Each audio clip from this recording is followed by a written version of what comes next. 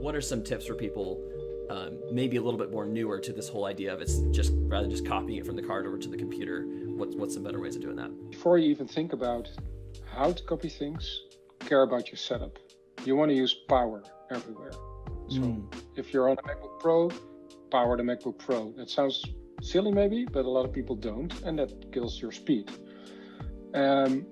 Same goes for hubs. If you're using a USB hub or a Thunderbolt dock, use one with an external AC. It saves you a lot of speed, 40, 50, 60%, easily. Don't use those USB tag-on docks.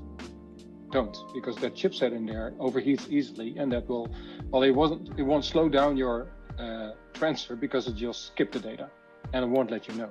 Oh, interesting. Spend some money on proper peripherals. That really, really helps. If you're not going to do camera tests on set, you're going to do that on beforehand. That's really normal. Do the same with your data management. Do your setup during your camera test, do a few shoots, see how fast it is, compare it to how many minutes you're going to shoot that day or hours. See how much time it's going to cost you. Because nobody likes offloading media at the end of the day when everybody's packing up, or you're packing up yourself and you got to wait for your laptop, or you got to relocate and then you got to drive home and do it again back at home or in the studio. The same goes for don't offload at the end of the day. The second you can offload, start doing it.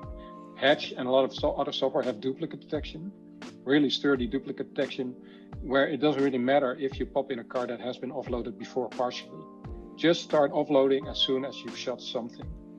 Put in a new card if you need to shoot more, or put it in the laptop just to offload a few clips and put it back in the camera. But as soon as you have downtime, start offloading. Everything helps. It's really nice to be able to finish your last shot and knowing it will only take 10 minutes to offload.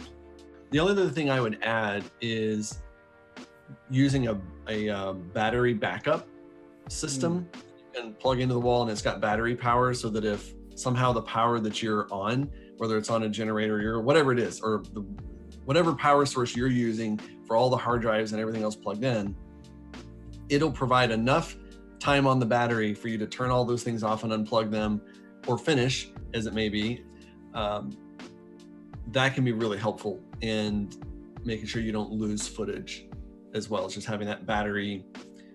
There's a lot of different brands of them, and different sizes. You'll need to test, know how large your drives are, how much how much power it's pulling, and then get one big enough to handle all of that.